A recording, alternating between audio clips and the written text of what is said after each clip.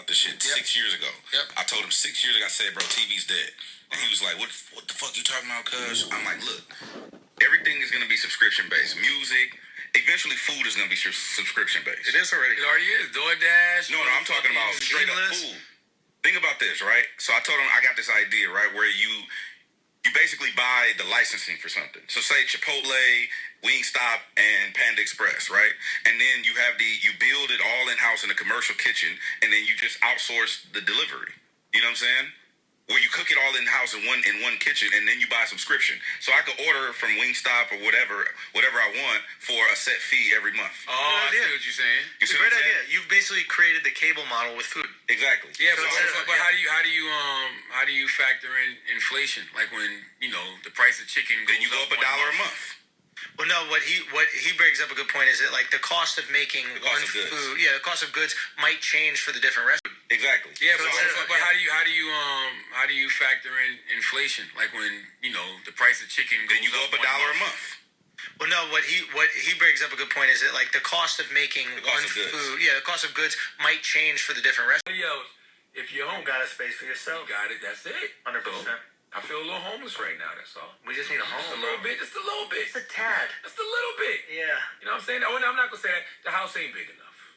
We need a bigger house. That's all I'm saying. My house ain't big enough. I That's want it. a house. That's the first goal, though. That's the first goal, though. Yeah. But you're gonna get a house, you're gonna be like, yo, these walls kind of close. Yeah, we not homeless. We need a little space. We're not homeless. The house ain't big enough. That's it. Because you're doing a lot. You put so many. You always putting other people's stand-ups and shit out. You know what I'm saying? I wanna try my best to like promote stand-up and the guys that I think deserve it and give them a shot. Absolutely. But also, I'm just very excited for your YouTube. I'm very excited for your YouTube journey, man, because you're gonna like. In my personal opinion, I feel like being a content creator where you put out your own content, You can't filter shit. Don't even matter. Because you might hear a good idea and be like, you don't even recognize it. exactly. It's like ideas got to come to me. I'll be honest, ideas got to come to me. with that. Or people that I like really that idea. I really trust. You know what I'm saying? Like, but that cross the I's, dot the T shit. Like, I need experts in those fields. My booking guy, he's an expert at that. So I'm willing to. You're worth every penny for the time you save for me and that kind of stuff like that. Al is an expert in his field. Mark is an expert in what he's doing. You know what I mean? Everybody got to be an expert in their field. That's it. No, I agree with that. I'm down with the creative side of things. You know what I'm saying? Like, the person that is running point on your shit got to be creative. The guy my guy Salas, my manager, you always see me with in LA. Like, I literally would not be here today without him. Like, where I am right now, we literally created everything together from scratch 9 years ago. So that's your production part. So that's not your manager. You're like, you call it that, but that's someone that's building creative industry and strategy. Yeah, that's your partner. Right. Yeah. All right, listen, man. Hope we gave y'all a little bit of game. Did you learn anything, Nyla? Okay. She learned that you're gonna starve her to death. Oh, no, Nyla gonna eat. Promise her lunch and not take it. I literally took notes. Nyla gonna eat. I downloaded the Quibi app. Titles of the interview. And I'm gonna check out the Red Dragon. Gang. As always, if you listen to this podcast, you think we're smart, you think we're intelligent, you think we're brilliant. Yeah, first, hey, give me your Twitters and all that. At DJHED on every Grief. BetterHelp can connect you with a professional counselor in a safe and private online environment. It's so convenient. You can schedule secure video or phone sessions, as well as chat and text your therapist. And anything you share is completely confidential. Best of all, it's a truly affordable option. Our listeners get 10% off your first month with the discount code IDIOTS. So why not get started? Simply go to betterhelp.com/idiots. Fill out the questionnaire to get matched with a counselor you'll love today. Our emotional power isn't even intact. The first line is respect. And so when you're talking about what he said about Mr. Cummings, or what he said about Congresswoman Waters, or what he said about Andrew when he was running, and you're talking about communities where people came out of those spaces and all you have is your family, your self-respect, and that love, you're going to go for it. We never getting that from these white people. No, I'm saying, like, they're going to protect that. It's like, at least you're not going to take this from me. But they don't respect you anyway. I understand that. It's not even about what they took from you. They don't you're not respect going to come at me, though, and I'm not going to say anything to you. Yeah, you can say, yo, suck my dick. Okay. Baltimore's fucked up. You know what I'm saying? But all of Baltimore is not. Like, Morgan State University is in. Walking my boss at the time up the steps to vote for the Healthcare Act, and Who's that, Miss Maxine? no, actually it was before then. But was that before I was working there? What year was it? You don't know where you at right now. 2010. You've been up for 27 hours. I think it was 2010. It was 2010. But I remember I wasn't working for all the members yet, but I was working for Congressman Thompson on the Homeland Security Committee. But anyway, there were other members, and at the time, like walking with them, hearing about a white man spitting on Congressman Cleaver, who became my boss later. They were walking up the Capitol steps to go vote for the Healthcare Act, and a white man spit on him and called him the N-word. Yes, they were going to vote for Obamacare. Jesse Jackson Jr., I think Andre Carson was there, John Lewis was there, and Congressman Thompson. That's why you gotta fuck people up. No, you're missing the point. Because it dawned on me that my father never taught me anything that I can use now. He taught you about the importance of being black. Yeah, he definitely did, but I'm just talking about, I guess I don't say being a man, because I don't really know what the definition of being a man is, but I'm talking about like the little things, like learning how to change a tire, or My dad never taught me how to change a tire. You're a woman though. But I don't know if my dad. Well, the one time I watched my dad change or try to change a tire, he was throwing the tire all in the bushes. I remember being about 5 or 6. One woman is dope. You said things like that to me, but now I remember when I confronted you about cheating on my mom, you looked me in the eye and you told me you only got one woman. That's like you only got one woman. Yeah, when you get older, you gonna understand. But I wonder if let me put it to you this way: as your sister, you have grown so much in the last year. You have grown so much more in the last 2 years. When you consider the trajectory of your growth over the last few years, why would you not allow your dad the same bandwidth and grace to grow himself? Because he got to do the work. But maybe he's growing. It may not be at your pace, but for him to say one thing to you, work, like you got to do the work, like you got to do the work to be a better human being. Period. But I think that the thing that I'm trying to push back on you on is the fact that it sounds like he has done some work. The fact that he even told you that he battled with depression. That is true. Right? That means that he had to come to terms at some point with some of his stuff. Well, I have a cousin who killed himself. It was on Thanksgiving Day.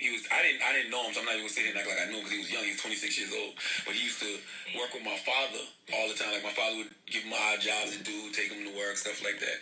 And that was the 4th time he tried to kill himself. He shot himself in the stomach once. He took some pills once. He cut his wrist once, and he shot himself in the mouth on Thanksgiving Day and killed himself. And between that and my last book, which was Shook One, which was all about anxiety and depression and stuff like that, that's what made my father have that conversation with me. But that is a form of growth. And I think that I'm just saying, like, the thing that I don't want you to... It's easier for women to do that. That's ridiculous. I really believe that. It's ridiculous. You don't think women are more loving?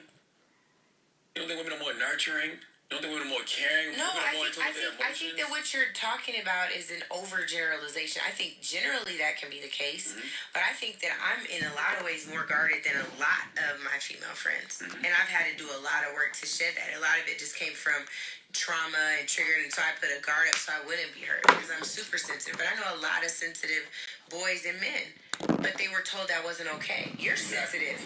I am. The reason why you're sobbing in therapy about your dad is because deep down is hurt. You're not mad at him, you're hurt. Or, and so it's just like, okay, the way to resolve this hurt so it does not pass on to your daughters is to deal with it. And the reason why I recommended a letter is because I told you I wrote my dad a letter, because that conversation is still your dad. You don't want to... You have a fear. And you don't want to... I didn't want to forget stuff. So what was a breakthrough for me in Landmark, and then subsequently kind of just working through it. I'm not done. This is going to be a hard one. I've been being right as hell for 39 years. Was the question, would I rather be right? Or happy? No. Oh. Would I rather be right or make the person whole? And if the compromise is winning the argument so that you can be wounded, or tabling the argument so that you can be whole, and I could be a part of your healing, I would rather that. But what if you being right is part of making that person whole? It Like, you could might be be. telling that person something for his own good It or her could good be, own but good. it's the method, right? Like, it doesn't have to be a teardown or a takedown or, like, you know, winning it all. I feel like I learned with Landmark, but I'm like, I really want to exercise that because, also, you know, it gets taxing, like, going back and forth with people. They get on my nerves, so I'm probably getting on people's nerves. We usually just go through together regardless of Yeah. what it is we got. But it was early in the morning. She was tired.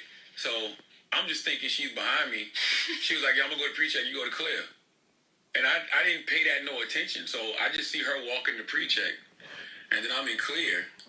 And then, like, the line was still kind of long. So it took me a little, not a long time, but a little while to get through. And she was already through. And I held that shit until we got on the plane. Until we got on that plane, and I said, I really didn't like the fact that you went through pre-check. Oh my God. Like, that really hurt my feelings. But I like, that hurt my feelings. Like, you felt abandoned? Yes! For 10 minutes? Yes! Okay, I'm sorry, I'm not going to. I did. What is that from? What is that I don't know. It's just Did you get left in the store when you were a little kid? Did you get left at home? I don't know. But like I'm saying, like I said, it's not things that make me upset, not things that make me mad. I can honestly say I just be genuinely hurt. Okay. I can relate to the character enough to where I can deliver it. That's all. And you know, it's interesting too, because it's like with any type of art, right? Like, you know, even with what's the young lady who did the joke last week about XXX Tentacion? Dina Hashem. Dina Hashem. Yeah. That's her art.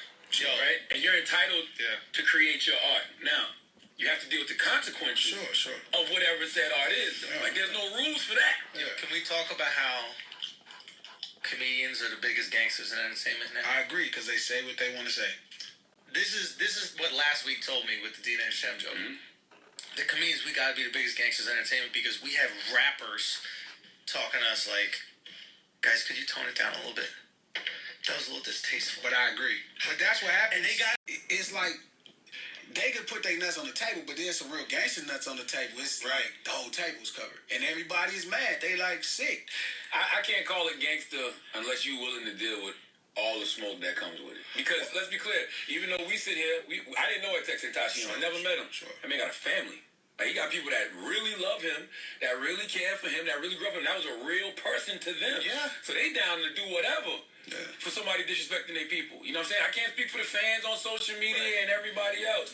But if you're a comedian or a rapper, once you put it out there, you can't hide behind, it's just rap, or it's just comedy when somebody want to see you behind some shit. I agree. But Maybe no, not I don't the think that we should. comedian. I don't think we should. Title, bro.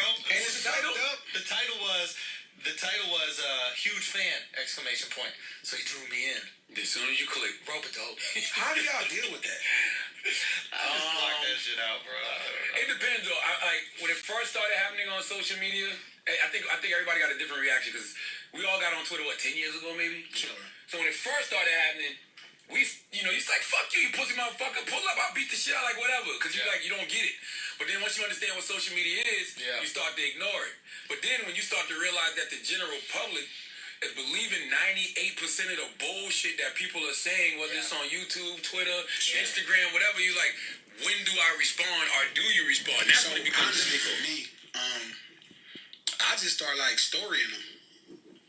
And I'm just laughing at them. I'm like, and my mentality, I only laugh because it's like, if you understand the kind of person I am, it's like, I invited this energy.